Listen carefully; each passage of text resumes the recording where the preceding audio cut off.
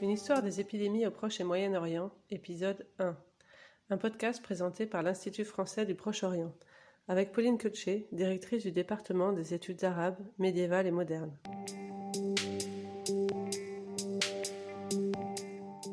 Les épidémies ont-elles profondément modifié l'évolution du Proche et du Moyen-Orient? Comment les sociétés de la région ont-elles réagi face à ces phénomènes? Notre podcast entend revenir sur le passé des épidémies dans une région régulièrement touchée. Nous nous basons sur des articles d'historiens, de linguistes et de philosophes qui ont accepté de répondre à quelques questions. Nous accueillons pour ce premier épisode Abès Zouache, historien au CNRS, et qui dirige actuellement le Centre français d'archéologie et de sciences sociales à Koweït City. Spécialiste de l'histoire militaire, Abès Zouache a accepté d'explorer avec nous le lien entre épidémie et guerre, un sujet au cœur de son article « La mort qui rôde, épidémie, société et guerre au Proche-Orient », paru en 2017. Dans cet article, il s'intéresse aux épidémies qui touchèrent le Bilad el-Cham et l'Égypte au XIIe siècle, et notamment les armées croisées et musulmanes.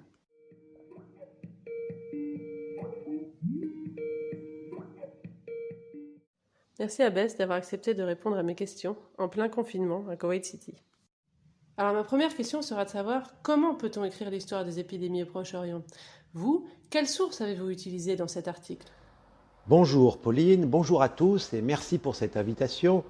Cette invitation qui me donne l'occasion de revenir sur cette question d'épidémie au Moyen-Âge, dans le Proche-Orient médiéval, c'est-à-dire en Égypte et dans le Bilad el-Cham.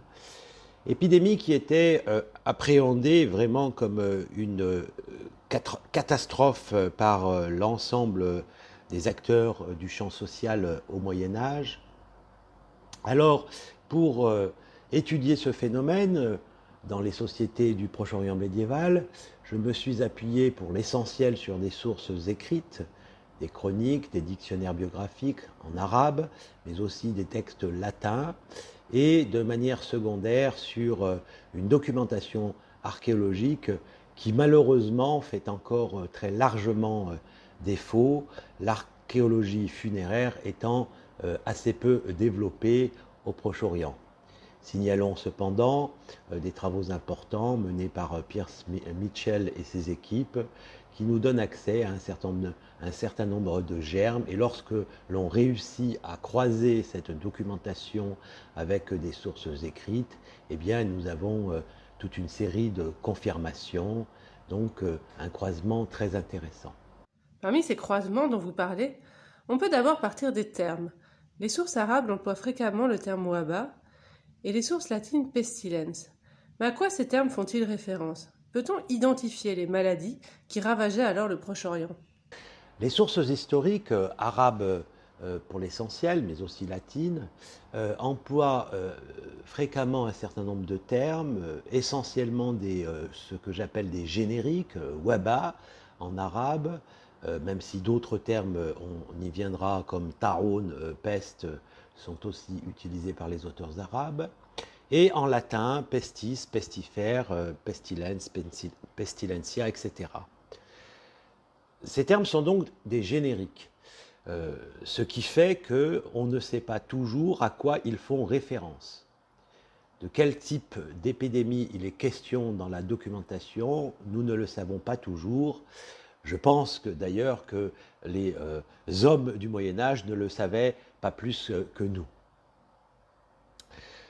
Il est tout de même possible d'identifier un certain nombre d'épidémies qui étaient très redoutées par les hommes et les femmes qui vivaient dans des conditions très diverses, bien entendu. En particulier donc la peste, très connue. Nombre de travaux ont été consacrés à la peste au XIIIe et au XIVe siècle au Proche-Orient et dans l'ensemble de la Méditerranée. La peste, dont nous savons qu'elle fit des ravages, et je me pense plus particulièrement sur le XIIe siècle, d'autres épidémies étaient mentionnées qui faisaient tout autant de ravages. Il est question en particulier de variole,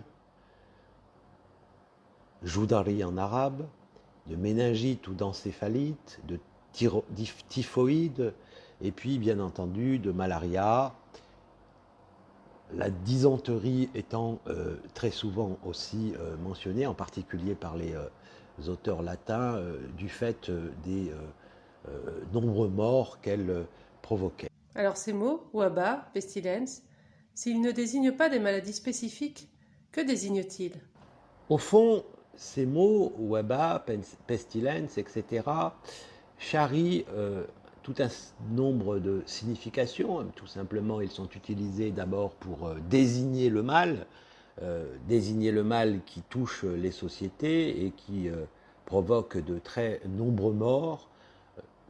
Là encore, nous ne savons pas toujours si les chiffres qui sont avancés, plusieurs milliers de personnes, dizaines de milliers, voire centaines de milliers de morts qui sont régulièrement annoncés. Nous ne savons donc pas toujours si ces chiffres renvoient à une réalité, mais ce qui est important, c'est qu'ils nous décrivent des sociétés, des hommes, des groupes sociaux, des sociétés mises à mal par l'épidémie, souffrant, constatant que la mort rôde, est rampante et qu'ils n'ont pas vraiment de moyens très efficaces pour lutter contre l'épidémie. Que nous disent ces mots des réactions et des émotions qui parcouraient ces sociétés? Ces mots charrient aussi la peur. La peur d'hommes et de femmes qui assistent impuissance à l'arrivée et à la diffusion de l'épidémie. Il faut se souvenir qu'au Moyen-Âge, en ces contrées, la conception dominante est celle suivant laquelle l'épidémie est provoquée par la corruption de l'air et de l'eau.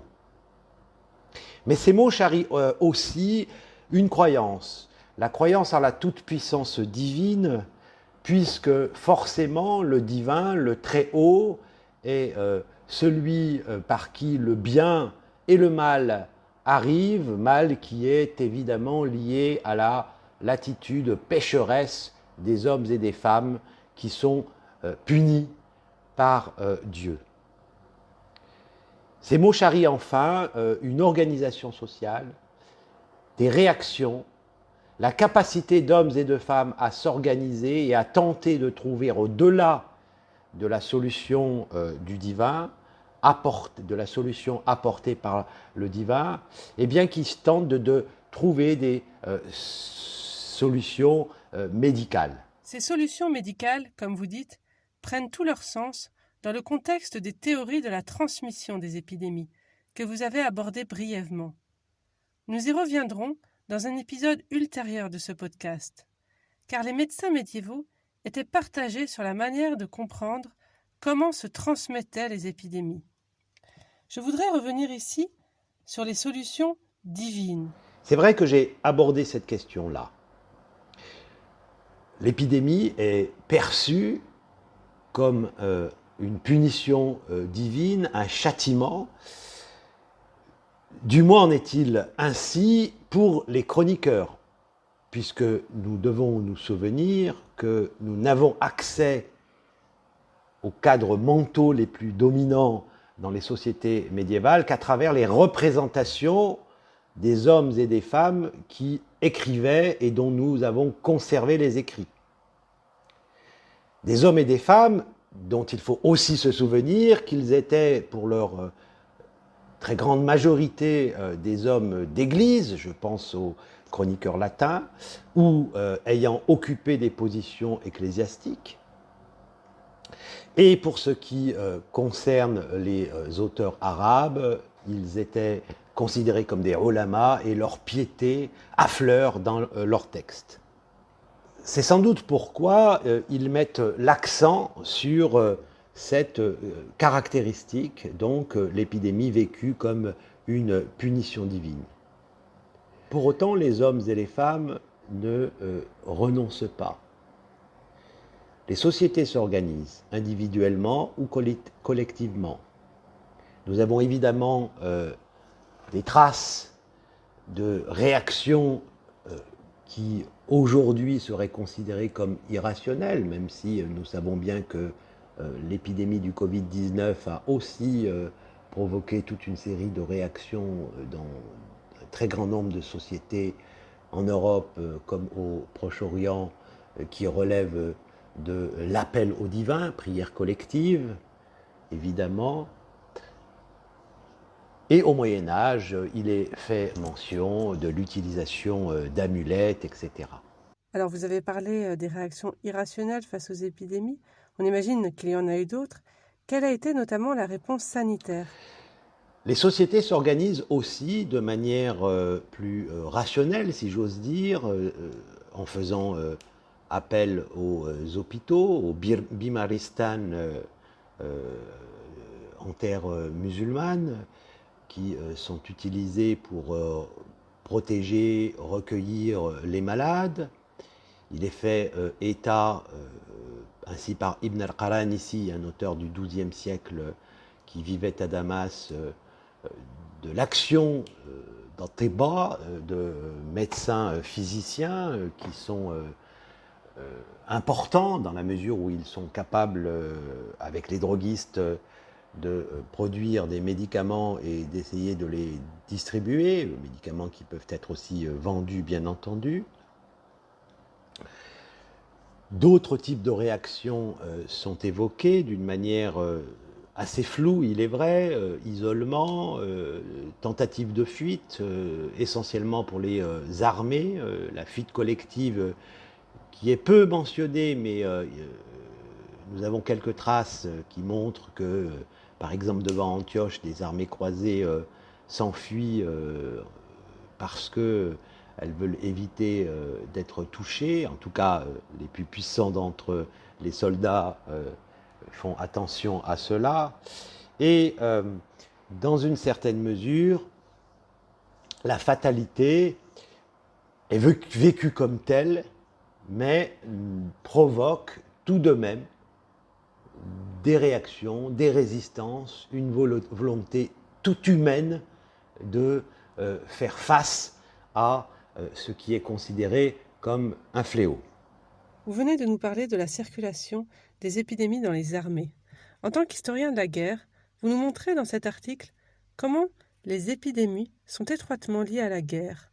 Or, au XIIe siècle, les combats se succèdent au Proche-Orient. Oui, une guerre qu'en tant qu'historien de ce phénomène, j'envisage comme un phénomène social total qui doit être étudié dans toutes ses dimensions, évidemment stratégiques et tactiques, même si je doute de notre capacité à réellement reconstituer des batailles, voire même des stratégies au Moyen-Âge, dans ses dimensions culturelles, techniques, économiques, politiques, évidemment. Car étudier la guerre dans toute sa complexité, comme un phénomène social total, eh bien cela permet de mieux comprendre l'évolution des hommes et des sociétés, d'autant plus à une époque où la guerre, au Moyen-Âge, donc, est un phénomène très prégnant. Parmi ces guerres, la croisade, cette forme de guerre particulière qu'on aborde très souvent via l'idéologie, mais qu'il me semble intéressant aussi d'étudier dans sa complexité mémorielle, si j'ose dire, puisque, à mon sens, c'est un phénomène mémoriel qui hante longtemps les sociétés médiévales, en Europe, mais aussi au Proche-Orient. C'est un phénomène mémoriel que l'on retrouve aussi à d'autres époques, à l'époque moderne, voire à l'époque contemporaine. Chacun d'entre nous, nous savons bien à quel point la croisade, le mot, le phénomène peut être instrumentalisé aujourd'hui pour justifier un certain nombre d'actes ou d'attitudes, voire même pour les susciter. Mais pour revenir à l'épidémie, évidemment, aux épidémies, elles sont liées aux phénomènes guerriers, dans la mesure où tout simplement les armées sont des regroupements d'hommes, plus ou moins importants, évidemment, sont des regroupements d'hommes et parfois de femmes qui sont susceptibles de véhiculer l'épidémie, ce d'autant plus que les armées sont mobiles, se déplacent et sont en contact avec toute une série d'hommes et de femmes qui ne sont pas des soldats. Alors les soldats, justement, que savons-nous de leur exposition aux épidémies? Étaient-ils si exposés que celles-ci purent décimer des armées entières? Les armées sont très exposées à l'épidémie et cette exposition est documentée en particulier pour la croisade. Évidemment, nous ne savons pas vraiment ce qu'il en était des soldats de basse classe auxquels les chroniqueurs ne s'intéressent pas vraiment. Cela étant dit, ils livrent des informations sur l'élite, les soldats de haut rang, et on a pu calculer par exemple qu'entre 15 et 20% de ces hommes, des membres de haut rang de la première, de la troisième et de la septième croisade seraient morts d'une épidémie ou de malnutrition, ce qui, là aussi, ces calculs qui sont des hypothèses évidemment, mais ces calculs laissent penser qu'il y avait autant de morts parmi les rangs de ces croisés du fait de l'épidémie que des combats. Je cite quelques textes dans mon article ou quelques extraits de textes qui font état des dégâts que l'épidémie peut provoquer parmi les troupes impliquées dans la croisade. Par exemple, Ibn al-Hadim qui nous raconte à propos de la troisième croisade, Ibn al-Hadim étant un chroniqueur alépin du XIIIe siècle, que Dieu envoya une terrible épidémie, Waba, Azim, et une très forte chaleur contre les croisés allemands à Konya, que cela a eu pour conséquence de les réduire à moins d'une dizaine alors qu'ils étaient 600 000. Évidemment, il faut se défier de l'exagération, de l'utilisation de la punition divine, de l'arme divine contre des ennemis, mais cela étant dit, il est probable que Ibn al-Hadim utilise une réalité, soit que les morts étaient nombreux parmi les croisés, du fait soit de l'épidémie, soit de la malnutrition, etc. Et qu'il souhaite utiliser un argument, ce fait pour en faire un argument contre les croisés et réaffirmer l'assistance du Très-Haut, l'aide que le Très-Haut procurait aux musulmans dans leur lutte justifiée, à ses yeux, contre les croisés. Le coût humain et militaire de ces épidémies devait donc être important. Quelles mesures les commandements prirent-ils pour protéger leurs hommes ? Ces regroupements d'hommes, et parfois donc de femmes qui étaient les armées, étaient donc particulièrement exposés à l'épidémie. On en était conscient.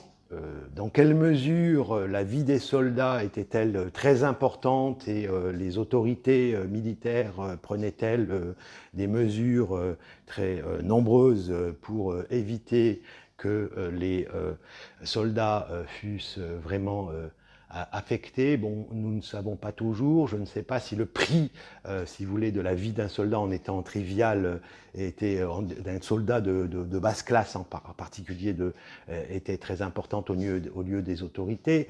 Il est difficile de savoir s'il y a des différences entre ce qui se passait au Moyen-Âge et aujourd'hui. Cela étant dit, il est incontestable qu'un certain nombre de mesures pouvaient être prises, comme celle du déplacement, de la fuite que j'ai évoquée. On quitte les lieux où l'épidémie s'est déclarée, tout simplement pour éviter qu'elle ne fit les ravages qu'on en attendait.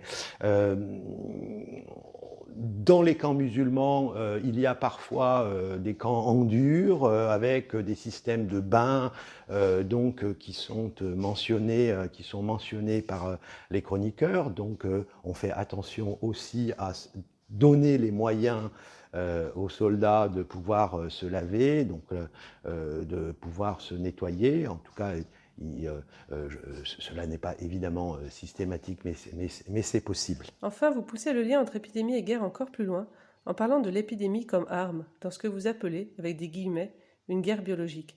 Pourriez-vous nous en dire plus ? Le lien entre épidémie et guerre nous renvoie aussi à toutes les dimensions techniques de la guerre, comment être le plus efficace pour affaiblir l'ennemi et le réduire.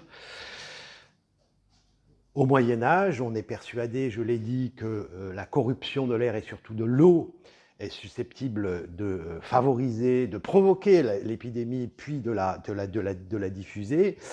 Les chefs de guerre en sont conscients. toute une série de théoriciens, d'hommes qui écrivent des textes qui sont regroupés aujourd'hui sous l'appellation un peu générale de traité de Furusiyya, Kutub el-Furusiyya. Eh bien, dans ces textes, comme dans d'autres textes qui sont à la marge entre les Miroirs de Prince et les traités de Furusiyya, je pense à celui écrit par un auteur du XIIIe siècle qui se nomme Al-Harawi, eh bien, dans ces textes, on fait mention de la possibilité et de tout l'intérêt qu'il y a à corrompre les sources d'eau, les rivières, lorsqu'une cité est assiégée. Alors, face à une cité assiégée, justement, comment s'y prend-on pour corrompre les sources d'eau? Plus concrètement, et là nous avons un certain nombre de témoignages de chroniqueurs, la pratique la plus courante est celle de chercher à empoisonner, corrompre les sources d'eau, les puits, les fontaines, les rivières, en y jetant des cadavres putrescents si possible, ou en tout cas dont la putrescence, pense-t-on, est susceptible de provoquer l'épidémie et de semer la mort parmi les rangs des hommes et des femmes qui sont assiégés. Pourriez-vous nous donner un exemple des utilisations militaires des phénomènes médicaux de contamination? C'est le cas à Acre en 1189 où les musulmans jettent des cadavres de manière à infecter les sources d'eau, etc., pour affaiblir les latins d'Orient. Et nous ne savons pas quelles furent les conséquences de cet acte, mais ce qui est important, c'est que nous comprenons bien comment une forme de guerre biologique peut être utilisée et est utilisée par les soldats. D'ailleurs, la guerre biologique, dont nous savons à quel point, à l'époque contemporaine, elle peut être importante, de nombreuses études militaires sont effectuées, les laboratoires, la recherche avance bien souvent grâce aux travaux réalisés dans le domaine militaire, d'une manière plus ou moins transparente évidemment, eh bien la guerre biologique n'est pas nouvelle et il y a bien longtemps, aux époques antiques, au Moyen-Âge aussi, qui m'occupe plus particulièrement, qu'on s'attache à réfléchir sur toutes les substances qui peuvent provoquer la mort directement ou indirectement des ennemis. D'ailleurs, de nombreuses informations sur cette question sont contenues dans toute une série de textes, des textes théoriques du type de ceux que j'ai évoqués tout à l'heure, les Kutub el-Furusiyya, qui ont une partie, en tout cas un certain nombre d'entre eux, qui fait référence à cette forme de guerre biologique. Je vous renvoie d'ailleurs sur ce point à un article écrit par une collègue et amie, Agnès Carayon, l'article qui s'intitule « Des feux de guerre oubliés, armes toxiques et feux d'artifice », dans un ouvrage que j'ai dirigé avec mon collègue Mathieu Echen. Cet ouvrage s'intitule « Historiographie de la guerre dans le Proche-Orient médiéval, état de les questions, lieux communs et nouvelles approches » et a été publié par l'IFPO et par l'IFAO au Caire en 2015. Et que nous disent ces textes? Ces textes, ces Kutub el-Furusiyya, sont un trésor qui reste très très largement à étudier, un nombre de manuscrits existants qui n'ont pas été publiés, et voire même parfois qui n'ont pas été recensés. Et ces textes nous rappellent, si besoin il est de nous le rappeler, à quel point les hommes de tout temps, en particulier pour ceux qui nous concernent au Moyen-Âge, se sont interrogés sur les meilleurs moyens, les outils les plus efficaces pour semer la guerre, pour semer la mort et la destruction. Merci. Merci Abbès d'avoir été avec nous pour ce premier épisode de notre podcast Une histoire des épidémies au Proche et au Moyen-Orient, présenté par l'IFPO. Vous retrouverez toutes les références aux articles cités sur le site de l'IFPO, www.ifporient.org. La prochaine fois, nous reviendrons sur un sujet que vous avez abordé, les théories de la contamination. ou comment les épidémies ont toujours constitué un casse-tête pour les médecins.